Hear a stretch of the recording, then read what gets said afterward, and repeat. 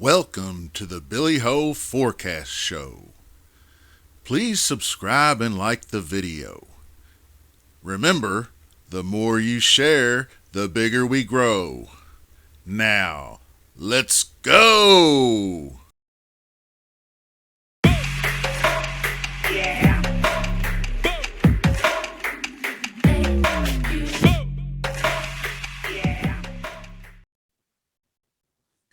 Hello, Billy Ho here.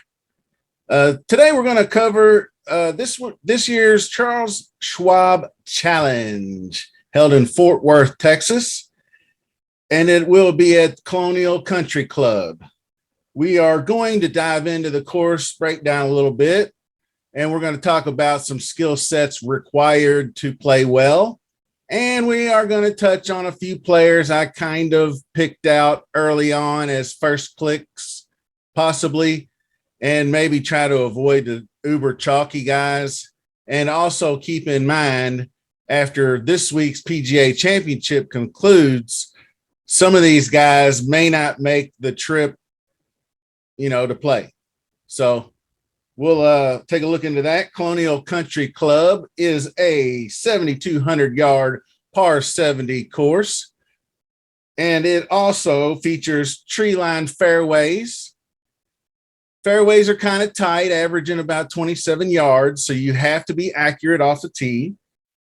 The greens are small-ish they're not as small as this week's, but they're about 5,000 square feet. Birdies are hard to come by since there's only two par fives.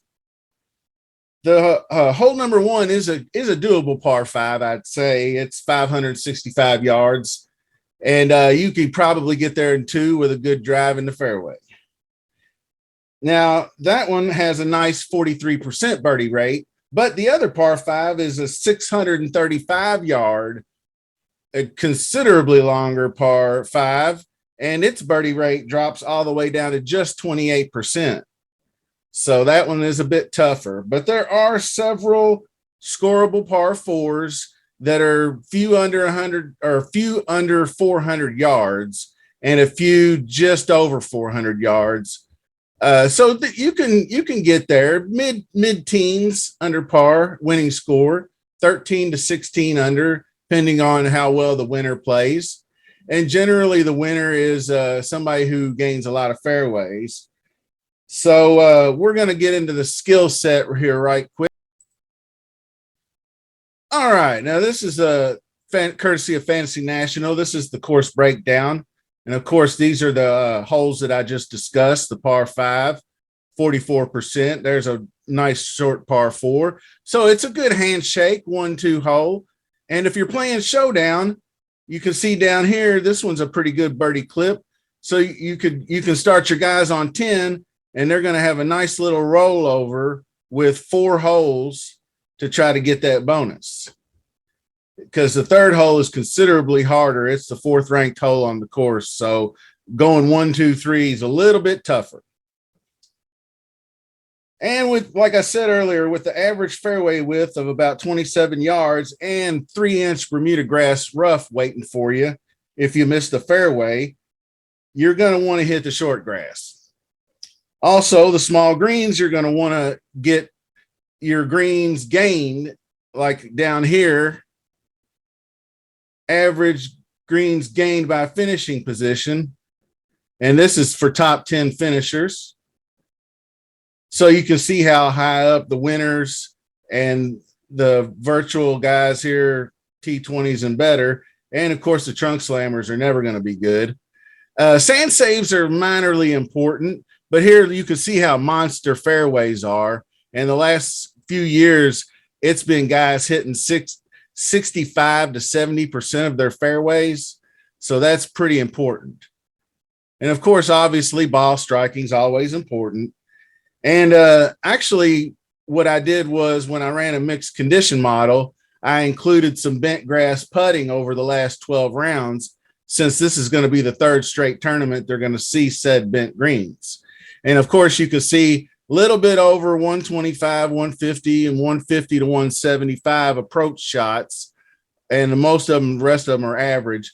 And I also included par four scoring from 400 to 450 because, as you can see, 7 holes fit that criteria. And here's your greens in regulation percentage, slightly down from tour average, but not too much, actually. That's pretty good. You can see accuracy is a bit down. So that's indicator that if you're hitting fairways, you're going to have a leg up on your competition. And that driving distance does considerably drop because you need to hit fairways.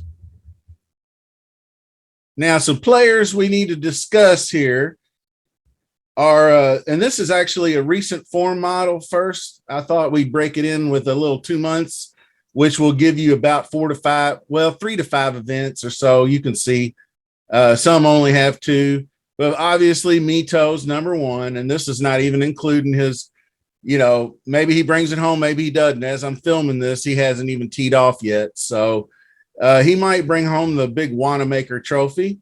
But number 2 is interesting because that is Mr. JJ Spawn. And this course actually kind of screams JJ Spawn to me. And with the fairways gained 7th, the greens gained 4th, and birdie or better and DK points are up in the top 15 to 20. So that's all a great model for success here. And of course, Munoz is he's turned his game around. He's playing quite well lately. And you've got Scheffler and some guys here, but I'm going to go ahead and remove the field. And these were just my first clicks here. These are just a handful of guys. Brian Harman, I kind of went with the accuracy and good putter type guys. So you're going to see Brian Harman here and Joel Damon. I think this is a good fit for Joel Damon. He's actually a little better than 30th in fairways gain. So maybe he'll be a little bit more accurate, but 8th in approach over the last 3 events he's played, DK points in the top 25. So he's looking all right. And everybody, CT Pan, here we go. I believe he withdrew the week before last, family emergency. So he's not injured or anything, but this course kind of screams some CT Pan action. He's 2nd in good drives, 6th in greens gained. And also included on this model, putting from 10 to 15 feet. That's kind of like the magic birdie range. So he's up there in that category, or not CT Pan, actually. I was looking at Aaron Rai, who is next, and he's got all the same type of good stuff. Not as good as approach on as CT Pan, but he's really good from 400 to 450, and he's good in that magic putting range. Now, I mentioned my mixed condition model, so I'm going to take a quick look at that. And these, if you want to look up here real quick, this is kind of how I did it. Last 3 months on approach, last 2 months fairways, last 6 months, I went wider 6 months on the birdie or better in the DK. And then I went 3 months on most of them because 3 months is pretty solid sample size. And then I went a little bit more the last 12 rounds, like I said, from 5 to 10 and from 10 to 15 feet on putting, bent grass specifically. So going through here, I wanted to look at actually the 5 to 10 feet and the 15 to 20 feet. And of course, Steven Yeager showing up. He's a Korn Ferry graduate that is played pretty well. I played him at the Byron Nelson a couple weeks ago, and he did all right. He kind of fell off Sunday, but he's not going to show up in a ton of these great stats as far as like tee to green. But he is solid from the birdie range, number 1 actually. And I don't know quite how many rounds that is. That's should be over the last 3 events. So birdie or better. I'm not saying to play Steven Yeager, and I still don't think we're going to see Bryson yet. This doesn't scream to me a tournament that Bryson's going to bust out on tight fairways. He'll be launching the ball all over the place. There's no telling where the ball is going to go with him. So I don't see him playing. Now, back to another model. This is a 6-month model. So this is going to have a lot more. Of course, Victor Hovland, number one, Scotty Scheffler, number two. Those are not the guys I wanted to really talk about. So I'm going to click off of that. And we're going to touch on some more guys down here. And I am going to rank them accordingly. Down here, Troy Merritt made the cut at the PGA, which kind of surprised me. But he's been playing some really good golf. And if it gets hot, he always seems to play good in them 90-degree weather, mid-July type tournaments. And he's been playing really good recent form. This is the last 41 rounds, and he's top 15 in the putting category, the birdies, and the DK points. So that's something I like to see. Ches is coming back around a little bit. He showed some game. And this course actually kind of sounds like a Brendan Todd type event. So I went ahead and starred him. He's obviously fairways gained and a putter. So if he can just dial in the approach, he's going to be right there. And that's going to do it for the Picks and Preview show. I hope you enjoyed it. Give a like and please subscribe to the channel if you haven't already done so. We're pushing 100 subscribers. So I think what I'm going to do is have some kind of giveaway when I crack 100. I think that's pretty good. It was a slow start, but thanks to all you guys sharing my stuff out there on Twitter and really being very supportive. I can't thank you guys enough. We gained a lot of ground over the last month and a half or so. So thanks for that. And be on the lookout for another video Tuesday or so.